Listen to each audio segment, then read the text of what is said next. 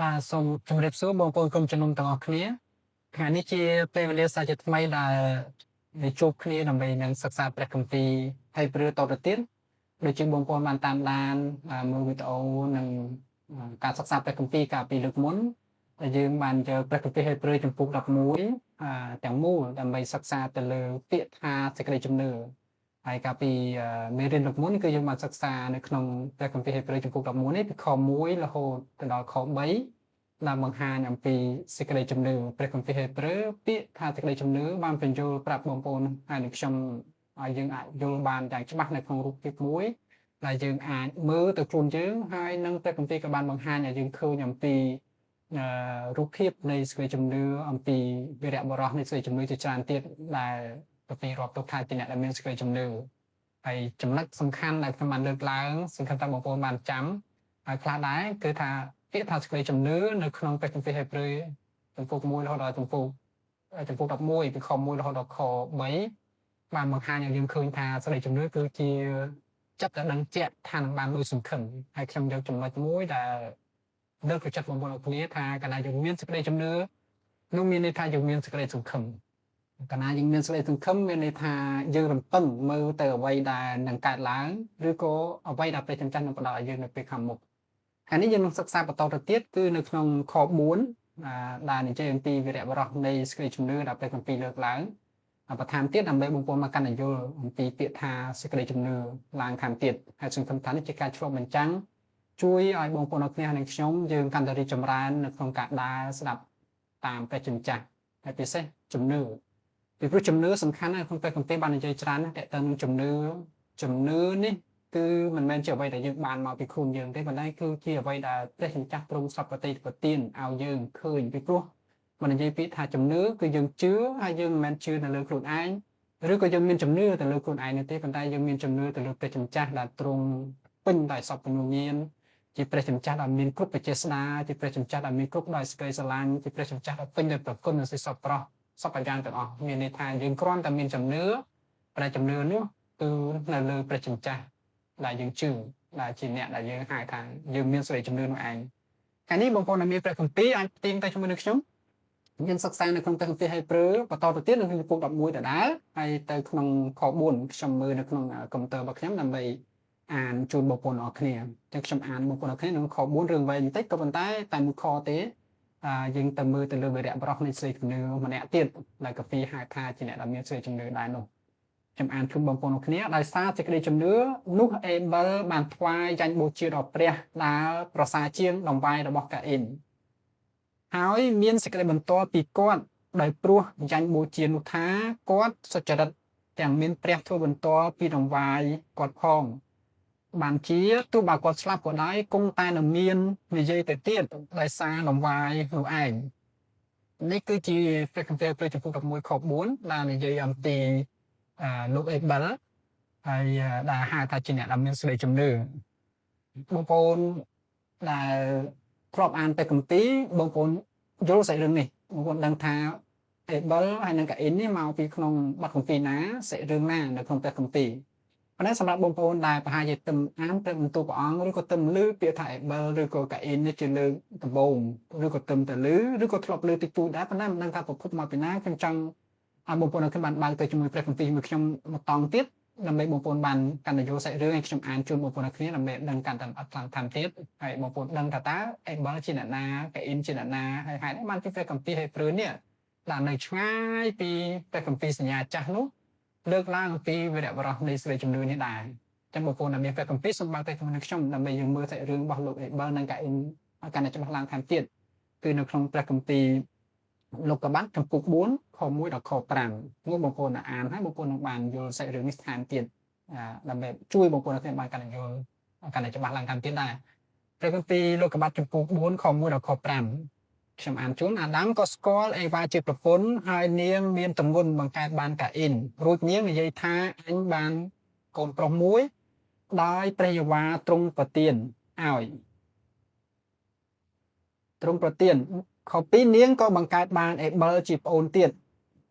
អេប៊ែលជាអ្នកគង្វាលហ្វូងសត្វតែកាអ៊ីនជាអ្នកធ្វើស្រែចម្ការវិញនៅក្នុងខ2នេះមកប្រាប់ថា អាដាមនិងអេវ៉ាបានបង្កើតកូនបានពីរនាក់ហើយមួយឈ្មោះអឺកាអ៊ីនហើយមួយទៀតឈ្មោះអេប៊ែលអញ្ចឹងអេប៊ែលគឺជាប្អូនហើយកាអ៊ីនគឺជាបងអានៅក្នុងខ3កន្លងក្រោយមកកាអ៊ីនបានយកផលដែលកើតពីដីមកថ្វាយជាអង្វាយដល់ព្រះយេហូវ៉ាហើយអេប៊ែលក៏ធ្វើដូចគ្នាគឺគាត់បានយកកូនជាដំបូងពីហ្វូងសត្វមកថ្វាយព្រមទាំងខ្លាញ់វាផងរួចព្រះយេហូវ៉ាទ្រង់សពប្រតិចំពោះអេប៊ែលនិងដំវាយរបស់គាត់នៅក្នុងបទគម្ពីរនៅក្នុងខនេះបានប្រាប់ថាព្រះជាម្ចាស់ទ្រង់សពប្រតិនឹងដំវាយកូនរបស់អាដាមនិងអេវ៉ាពីរនាក់ដែលបានថ្វាយគឺកាអ៊ីនដែលកូនបងហើយនិងអេប៊ែលដែលជាកូនប្អូន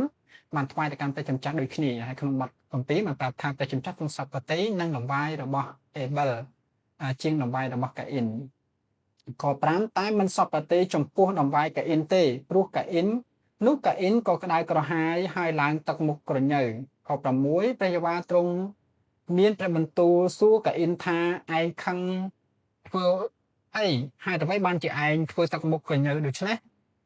បើឯងធ្វើល្អតើមិនបានទឹកមុខរីករាយវិញទេឬអីឬក៏បើឯងធ្វើមិនល្អនោះមានដង្វាយលោកបាបដេកនៅមាត់ទ្វារសាប់ហើយចិត្តវានឹងបណ្ដោយតាមឯងហើយឯងនឹងមានអំណាចលើវាដែរនេះគឺជាព្រះបន្ទូលរបស់ព្រះជាម្ចាស់នៅក្នុងព្រះគម្ពីរលោកុបាតចំពុក4នេះបានប្រាប់បងប្អូនអ្នកគ្នាខ្ញុំឲ្យយើងយល់កាន់តែច្បាស់ទៀត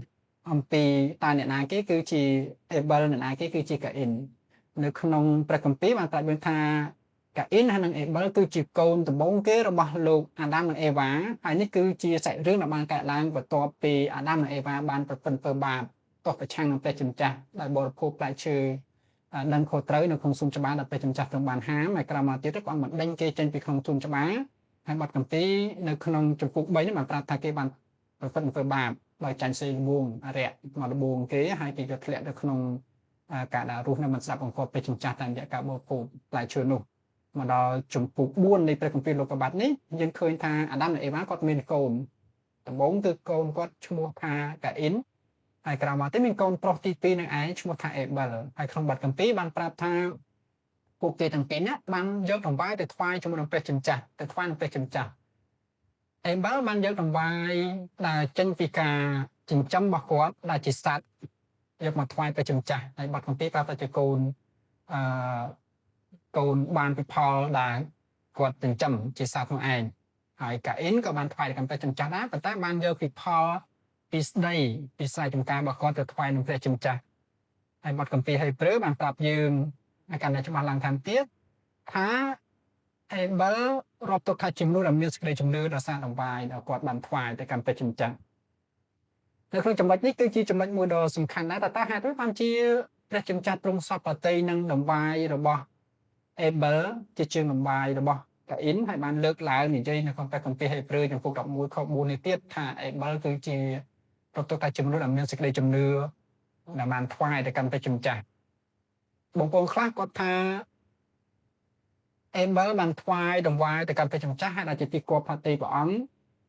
គឺដោយព្រោះតែគាត់បានថ្វាយនៅដង្វាយដែលជានិមិត្តរូបនៃការធ្វើចាញ់បូជាដែលជាការសម្រក់ឈាមដែលជាការសម្លាប់សត្វជានិមិត្តរូបនៃការដែលរូបភាពនៃការដែលជាដង្វាយនៃការលូកបាបហើយកាអ៊ីនដង្វាយរបស់គាត់ជាដង្វាយដែលបង្ហាញអំពីគាត់ដែលជាផលផ្លែពីដីស្រែចម្ការរបស់គាត់អាចជាចំណុចកន្លែងនោះរូបភាពមួយដែរក៏ប៉ុន្តែព្រះគម្ពីរមិនបានចែកយ៉ាងដូច្នោះថាដង្វាយនោះជាដង្វាយដែលទ្រង់សពប្រតិដែលព្រោះជាដង្វាយដែលជាសត្វដើម្បីយកមកធ្វើចាញ់បូជានោះទេហើយនៅក្នុងព្រះគម្ពីរទាំងមូលបើយើងមើលនៅក្នុងព្រះគម្ពីរក៏យើងឃើញដែរនៅក្នុងព្រះគម្ពីរសញ្ញាចាស់ក្រោយមកទៀតព្រះជាម្ចាស់ទ្រង់បង្គាប់ឲ្យជនជាតិអ៊ីស្រាអែលថ្វាយដង្វាយទៅកាន់ព្រះជាម្ចាស់នោះក៏មិនមែនថ្វាយតែសត្វតែមុខប៉ុណ្ណោះដែរគឺមានគ្រប់ប្រភេទទាំងអស់តាំងពីសត្វតាំងពីរុក្ខជាតិឬក៏ផលផ្លែពីស្រែចម្ការផ្សេងពីម្សៅពីផ្សេងទាំងអស់ពីដំណាំពីផលផ្លែពីស្រែចម្ការផ្សេងអញ្ចឹងទាំងអស់គឺសុទ្ធតែជាអ្វីដែលព្រះជាម្ចាស់ទ្រង់បានបង្គាប់ឲ្យគេថ្វាយក៏ប៉ុន្តែអ្វីដែលសំខាន់នៅក្នុងព្រះគម្ពីរដែលបានប្រាប់យើងគឺបង្ហាញឲ្យយើងបានឃើញយ៉ាងកាន់តែច្បាស់ឡើងតាមទៀតតាមរយៈបទគម្ពីរ លោកក៏បានឲ្យខ្ញុំបានអានជូនបងប្អូនបាញ់មិញគឺយើងមើលទៅឃើញថានៅក្នុងបទគម្ពីរលោកកបាត់ចំពុក4ពីខ1ដល់ខ7យើងឃើញពីអេយ៉ាបតភាគច្រើនយើងឃើញពីអេយ៉ាបតរបស់កាអ៊ីនដែលបង្ហាញអំពីសេចក្តីជំនឿនៅក្នុងបទគម្ពីរនេះបានប្រាប់យើងថាខ្ញុំអានពីខ5មកម្ដងទៀតនៅក្នុងព្រះគម្ពីរលោកកបាត់ចំពុក4ខ5តាទ្រង់តែមិនសពតិចំពោះនំវាយកាអ៊ីនទេនោះកាអ៊ីនក៏ក្តៅក្រហាយហើយឡើងទឹកមុខក៏ញើខ6មកដល់តាពេចបាទ្រង់មានបន្ទូលសួរកាអ៊ីនថាឯងខឹងធ្វើអីហេតុអ្វីបានជាឯងធ្វើទឹកមុខក៏ញើដូច្នេះនេះជាអេយ៉ាបតដែលបង្ហាញអំពីពាក្យថាសេចក្តីជំនឿរវាងនំវាយរបស់អេបលហើយនិងនំវាយរបស់កាអ៊ីនគឺចំនួនដែលមានអេយ៉ាបតមួយដែលប្រហែលជាមានអេយ៉ាបតតម្រង់ជាបែបវិជ្ជមានបង្ហាញពីដួលចិត្តរបស់គាត់ដែលមិនល្អមិនជាទីគប់អតិរបស់ព្រះចម្ចាស់ហើយកាពីបានប្រាប់យើងយ៉ាងច្បាស់ហើយនៅក្នុងខ6ថាឯងខឹងធ្វើអីព្រះចម្ចាស់សួរទៅគាត់ឯងខឹងធ្វើអីហេតុអ្វីបានជាឯងធ្វើទឹកមុខកញ្ញើដូច្នេះមានន័យថាអាហ្នឹងពិតតែថាគាត់នៅពេលដែលដឹងថាព្រះចម្ចាស់ទ្រង់មិនសពទេគាត់ឡើងទឹកមុខកញ្ញើហើយព្រះអង្គមានបន្ទូលទៅទៀតខ7ថាបើឯងធ្វើល្អតើมันមានទឹកមុខរីករាយវិញទេឬអីនេះជាទន្ទឹងនេះគឺជាចំណុចមួយដែលធ្វើឲ្យមានភាពខុសគ្នារវាងអេយ៉ាបតរបស់អេបលហើយនិងកាអ៊ីនយើងឃើញព្រះចម្ចាស់លើកឡើងនិយាយច្រើនថាបើឯងធ្វើល្អតើมันមានទឹកមុខរីករាយវិញទេអីអញ្ចឹងមានន័យថានៅក្នុងពេលមុនឬក៏ក្នុងអំឡុងពេលនៃការថ្វាយគាត់មិនមានអេយ៉ាបតល្អគាត់មិនមានអេយ៉ាបតត្រឹមត្រូវគាត់ចំនួនអវិជ្ជមានឬក៏ជារូបភាពណាមួយដែលមិនជាទីគប់ប្រតិរបស់ព្រះចម្ចាស់ហើយបទគម្ពីរបានប្រាប់យើងបើយើងឃើញរូបភាពបែបយ៉ាងដូចនេះមានន័យថាគាត់ជាមនុស្សដែលអវិជ្ជមានគាត់ចំនួនដែលអាចរត់ទៅថាជាមនុស្សដែលមិនមានសេចក្តីជំនឿពីព្រោះកាលណាធ្វើអ្វីមួយដែលមិនត្រឹមត្រូវធ្វើអ្វីមួយដែលមិនល្អនោះយើងហៅថាមិនមានសេចក្តីជំនឿបើឯងធ្វើល្អតើมันមានទឹកមុខរីករាយវិញទេឬអីបើឯងធ្វើមិនល្អនោះមានអវាយនោះបាបនៅដេកនៅមាត់ទ្វារសាប់ហើយចិត្តវានឹងបណ្ដោយតាមឯងហើយឯងនឹងមានអំណាចលើវាដែរនេះគឺជាអេយ៉ាបតរបស់កាអ៊ីនដែលវាហៅថាជាម្នាក់ដែលមិនជាទីគប់ប្រតិរបស់ព្រះចម្ចាស់ទៅលើអវាយដែលគាត់ថ្វាយនោះគឺជាអេយ៉ាបតនៃការថ្វាយរបស់គាត់ទៅកាន់ព្រះចម្ចាស់ប៉ុន្តែនៅក្នុងព្រះគម្ពីរយើងអាចបានឃើញព័ត៌មានលម្អិតថែមទៀតតាក់ទងទៅនឹងអេយ៉ាបតរបស់អេបលឬក៏កាអ៊ីនបាននិយាយច្រើនទៀតនោះទេក៏ប៉ុន្តែយើងឃើញច្រើនដែលព្រះចម្ចាស់បានលើកឡើងគឺតាក់ទងទៅនឹងអេយ៉ាបតរបស់កាអ៊ីនដែលកាពីប្រាប់ថាมันមានទឹកមុខរីករាយมันបានធ្វើការដែលល្អត្រឹមត្រូវហើយមិនត្រឹមតែប៉ុណ្ណោះទេនៅក្នុងព្រះគម្ពីរផ្សេងទៀតនៅក្នុងព្រះគម្ពីរសញ្ញាថ្មីក៏បានលើកឡើងខាងទៀតដែរនៅក្នុងព្រះគម្ពីរយូហានខ្សែទី1ចំពុក3ខ12លោកយូហានក៏បានលើកនៅអត្ថបទព្រះគម្ពីរនេះឬក៏ការលើកចិត្តនេះទៅលើការបង្រៀនទៅដល់កុំជំនុំថាមិនមែនដូចជាកាអ៊ីនដែលកើតពីមេកំណាចមកហើយបានសម្លាប់ប្អូនខ្លួននោះឡើយចុះតើហេតុអ្វីបានជាសម្លាប់ប្អូនកាពីយូហានខ្សែទី1ចំពុក3ខ12បានបញ្ជាក់តាពីមូលហេតុខ្លះទៀតហើយយើងកាន់តែយល់ពីអេយ៉ាបតរបស់លោកកាអ៊ីនទៀតតែហេតុអីបានគាត់សម្លាប់ប្អូនអានេះគឺកន្លងឆ្ងាយមកពីព្រះគម្ពីរសញ្ញាចាស់ហើយបានគាត់សម្លាប់ប្អូននោះគឺពីព្រោះតែការរបស់គាត់សុទ្ធតែអាក្រក់បងប្អូនឃើញនៅក្នុងព្រះគម្ពីរបានប្រាប់យើងអំពីអេយ៉ាបតរបស់គាត់ទៀតអំពីកិច្ចការដែលគាត់ធ្វើតាមទៀតគឺថាម៉េចតែពីព្រោះការរបស់គាត់សុទ្ធតែអាក្រក់អញ្ចឹងមានន័យថាអេយ៉ាបតរបស់គាត់គឺវាអាក្រក់តាំងពីដើមមកហើយចំពោះបងប្អូនដែលស្គាល់ព្រះអង្គហើយគឺយើងអត់តម្លៃទេពីព្រោះនៅពេលដែលពិភពលោកនេះធ្លាក់នៅក្នុងអំពើបាបអញ្ចឹងការអាក្រក់នោះវាមាននៅក្នុងចិត្តមនុស្សដូចទៅហើយក៏ប៉ុន្តែក៏មិនមែនមានន័យថាយើងមិនអាចគ្រប់គ្រងបានយើងមិនអាចរក្សាវាឲ្យនៅក្នុងកម្រិតមួយដែលល្អប្រពៃបាននោះទេក៏ប៉ុន្តែបើយើងបដ ாய் វាដូច្នេះការអាក្រក់នោះវាចិត្តតែកើតមានឡើងអញ្ចឹងរវាងអេបលនិងកាអ៊ីនយើងឃើញថាកាអ៊ីនគាត់មានអេយ៉ាបតអាក្រក់ទង្វើរបស់គាត់កាពេយ៉ារបស់គាត់របៀបរបស់គាត់គឺមិនជាទីគប់ប្រតិបត្តិព្រះចម្ចាស់អានោះក៏ជាផ្នែកមួយដែលអាចបណ្ដាលឬក៏ធ្វើឲ្យគាត់ទៅជាអ្នកដែលមិនមានជំនឿទេបើកាលណាមានជំនឿអានឹងអេយ៉ាបតរបស់គាត់ក៏ផ្លាស់ប្រែនិងផ្លាស់ប្ដូរទៅតាមនោះដែរកាពីខ្ញុំអានបងប្អូនជូនបងប្អូនមកទេថាពីព្រោះការរបស់គាត់សុទ្ធតែអាក្រក់ហើយការរបស់បងប្អូនសុទ្ធតែល្អវិញប៉ុណ្ណោះបាទបងប្អូនឃើញនៅក្នុងព្រះគម្ពីរយូហាននេះខ្សែទី1ចំពុក3ខ12បានប្រាប់យើងបន្ថែមទៀតអំពីអេយ៉ាបតរបស់ cả in hay năng able mà cả là bọc có sắp tại đó cả là bọc ôn able nó cũng sắp tại là ó nên cảm giác cả ở thế này ai khơi trong mắt chia sầm khánh ai giờ mình khơi vì cả in còn chấm được chấm mắt hay able còn chấm được chấm mắt tham tiền trong đó một con nó khen ta không ta không tì mũi tiết viên không ta không tì dự đã chấm phụ muối kho đập muối màนี่chỉ bọtของปีของไปของปีสัญญาทำไมทำเตียนนะเอาบุปผาเนี่ยในช่องบางกันในโจจะมาลังทำเตียนจีสกัดบุกเรียนตลอดกรมจนุมนะทางเวทนี้ดอมนุเตียงนุปีปลุกเกบานไปตามเพลย์ระบบกาอินก็สตูแต่ของสกัดโคชกงระบบบาลานเอาแต่บานกำไรไฮเกเติมเนี่ยน้องกาบักบ้าระบบโกเรเตอร์บานจังหงไปกับปีบางคนเคยไปกับปีสัญญาทำไมสถาบันเลือกลายบางหันปียาบอดระบบกาอินถ้าจียาบอดมันล้อถ้าจีสกัดมาพิมพ์ดำมันล้อถ้าจีตัวเวอร์ดำมันล้อ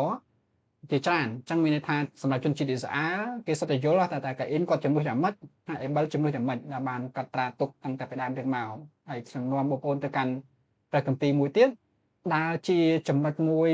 ช่วยบุปผลเอาขึ้นไอ้บานโยตตาเนื้อเปื่อยยืมมีไอ้ยาบัดมันเติมเต๋อvì cha tập bồi giảm mất tên nâng tầm nhẹ tầm đâu mà dương trong mônประชิมจ้ามีอัตโกยังไม่เติมนังสเกลจมเดือบยืงแต่ยังมีจมูกประชิมจ้าคือพวกแต่กัมปีบานปรับยืงต่างชาตินำปีอย่าบอดบายืงกันนะยังถือดอกมีเศษจมเดือกับปีใจไทยอย่างหนึ่งเด่นแต่กัมปีเราจะปลูกดับบูนเข้ามาเพิ่มใบท้าใต้บ้านเนี่ยนาบริโภคนี่คือจะแสดงมาเรียนบาลูเซอร์โปลlàบทเรียนแต่การกำจัดนุ่มปีห้างแต่เติมบริโภคในขนมกำจัดนุ่มใต้บ้านเนี่ยนาบริโภคแตงซองใส่นู่นนี่ตัวห้อยปีปลุกมันบานบริโภคดาวสเกลจมเดือบัดการแต่งผลมาแต่เฟื่อดาวอัพเมียสเกจเนื้อนูสตาจิบาแต่งออกอันนี้คือจีไนท์มวยแต่ตึงสเกจเนื้อได้มีเนี่ยถ้าไอ้ก็ได้แต่ยังเฟื่อดอกเมียสเกจเนื้อไอ้จำเป็นอะไรเนี่ยสำคัญบางคนเนี่ยกันนะยังใจท่าเฟื่อดอกเมียสเกจเนื้อมีในท่ายังเฟื่อแต่ตามจัดบ่อยยังเฟื่อแต่ตามการจังบานบ่อยยังเฟื่อแต่ตามอารมณ์บ่อยยังเฟื่อแต่ตามเปรี้ยวเรียบ่อยยังเฟื่อแต่ตามพันกาวบ่อยนู้มันเป็นหาทาจีสเกลจมดูนู่นติไอการตัวแบบอย่างนู้ปีปรับตัวค้าสตาจิบาบอย่างออกเดียดเพื่อดอกมีสเกลจมดูกับปีนี้จะเรื่องทุนสำหรับจำเป็นอะไรนี้ได้ทาปฏิการแต่ประมาณแต่ทัวร์ดอกมีสเกลจมดูนู้สตาจิบาบอย่างออกคือยังเป็นกรอนแต่รูปเทียบในเอาไว้ได้กับอินให้หนึ่งเบอร์ทวายในการเตะจมจ้ายังเมื่อทางนิจิการทวายในการปองวิจารณ์หล่อได้เตะทัวร์กับคนตายในปีใดออสเตรเลียจำเนื้อหรือก็มีอะไรอย่างบัดมันรำเต้าวิ่งแมนก่อนแต่บานพอเป็นนางมาแต่วิ่งมีบาตัวเตียนกับฟีบันใจอย่างซีจำเริงทุ่นแต่เลยจำเป็นอะไรนี่ถ้ากาเบก็ได้แต่ฟื้นออสเตรเลียจำเนื้อสไตล์จีบาแต่งออกเพราะฉะนั้นเราจำเป็นอะไรนี่จังเลยจัดบุปผลคดีในขนมแต่คำปีให้เปลือจะปลูกดอกมวยขอบบุญนี่แต่เติมสเลจำเนื้อระบาดโลกเอเบอร์นะฮะถ้าประสาเจียงนมวายหรือก็ภาษาจีนแกอินนู้คือจีเออยากบอดบอกก่อนเออยากบอดดาประกอบตัวดอยสเกลจมเนือเออยากบอดดาประกอบตัวดอยการตุกจัดเออยากบอดดาประกอบตัวดอยพิบประจมีนในของเพลงดาตรมเตยไอแกอินนั้นคือจีมนุษย์ดามีเออยากบอดดาตรมเตยของการดาทวายแต่การไปจมจ้าหรือก็ของรูปเพียบเอาไปจมีนน้ำมุ้ยได้กับปีห้าทำมันมีสเกลจมเนือได้จะตีกบปฏิบัติให้ในครั้งประกัมปีให้พฤติกรรมดับมวยเข้ากับมวยนี้แต่มุกเตี้ยนี้หลายยังศึกษาในปีเก่านี้เป็นบางแบบเจ็บปรับยังไงจะมาทำเตี้ยท่าจะกระไดจำเนื้อยังถ้วยกระไดบอดมันจะได้จำเนื้อเตี้ยน้องเวียเจ็บไปยาวบ้านนะไปเตยทั่วไปกระไดไปเตยแต่เมียนจะกระไดจำเนื้อเพราะฉะนั้นที่การเลือกจับดับบงปนอคเนียสมัยบงปนอคเนียบานรู้ในครูชีวิตดามีนสิกระไดจำเนื้อโดยจีเอเบลจีเนี่ยได้ควายแต่การเตะจำจ้าให้จันทร์ไปดวงจัดแต่ตรมเตยไอ้การได้มีเศษจำเนื้อหรือก็มีดวงจัดแต่ตรมเตยนี่มันแมนจับได้ตรมเตยในปีเดียวยังควายโนตีมันได้ตั้งแต่ปีได้มาเรียงเมาส์โจแต่จำพูดไปจำจ้าพวกแต่งเตะก้าแต่ว่าแต่ยังทั่วมันทำจากการบำราไปจำจ้ามันตาจากการควายในการปลอมของรูปเก็บนามวยโนตีคือยังเตะควายโดยจะกระไดจำเนื้อคือยังเตยทั่วเราจะกระไดจำเนื้อคือยังเตยบำราเราจะกระไดจำเนื้อขนมเอียบบอดดาตรมเตยทั่วดำเป็นควายเสือไปจำจ้าตัวใบจีมนุษย์มือมันเคยตัวใบจีมันมีนบานพอลไอโมตตามการจังบานบอกบุปผลคนี้ก ក៏រាប់ទៅខាងនោះគឺជាការដែលបងប្អូនតាំងធ្វើដោយថ្វាយសេរីព្រះចម្ចាស់ដោយថ្វាយទៅកាន់ព្រះចម្ចាស់ហើយទ្រង់ជាអ្នកអតើតមើលជាអ្នកប្រទានរង្វាន់ដល់បងប្អូនទាំងអស់គ្នានេះជាស្វេជំនឿមួយដែលយើងអាចរៀនបានពីលោកអេបលដែរដែលព្រះគម្ពីរលើកឡើងយកមកប្រសាលើកឡើងយកមកនិយាយអំពីឈ្មោះរបស់គាត់ជាផ្នែកមួយដែលយើងអាចរៀនបានថាសេចក្តីជំនឿគឺសំខាន់សម្រាប់យើងសេចក្តីជំនឿគឺជួយឲ្យយើងរស់នៅគប់ប្រតិព្រះអង្គប្រទីបានចែងថាបើយើងគ្មានសេចក្តីជំនឿទេយើងមិនអាចគប់ប្រតិព្រះអង្គបានទេនេះគឺនៅក្នុងព្រះគម្ពីរហេព្រើរចំពុក11ខ6ទៅមុខទៀតនេះយើងនឹងសិក្សាជាមួយគ្នានៅពេលក្រោយទៀតប៉ុន្តែជាការមួយដែលរំលឹកបងប្អូនគ្នាខ្ញុំដែរថាជំនឿជាអ្វីមួយដែលជួយឲ្យជាទីគប់ប្រតិដល់ព្រះចម្ចាស់បើគ្មានជំនឿទេយើងមិនអាចនឹងគប់បំណងប្រតិរបស់ព្រះចម្ចាស់បានឡើយហើយជំនឿនេះបញ្ជាក់បងប្អូនមកទៀតថាមិនមែនមកពីយើងទេប៉ុន្តែគឺជាការផ្ដោតទៅកាន់ព្រះចម្ចាស់មើលទៅកាន់ព្រះអង្គហើយសង្ឃឹមលើព្រះចម្ចាស់ហើយលទ្ធផលយ៉ាងម៉េចគឺយើងថ្វាយទៅកាន់ព្រះអង្គសូមឲ្យត្រឹមទូនថ្ងៃនេះជាការលើកទឹកចិត្តបងប្អូនបន្ថែមទៀតអំពីសេចក្តីជំនឿហើយសូមព្រះអង្គនៅព្រះបានប្រទានពរបងប្អូនអរគ្នាហើយជំនឿយើងបានរីកចម្រើនក្នុងរូបភាពដូចជាជំនឿរបស់លោកអេបលសូមព្រះចម្ចាស់បានប្រទានពរបងប្អូនអរគ្នាដែលស្ដាប់ព្រមទូព្រះអង្គសូមព្រះប្រទានពរ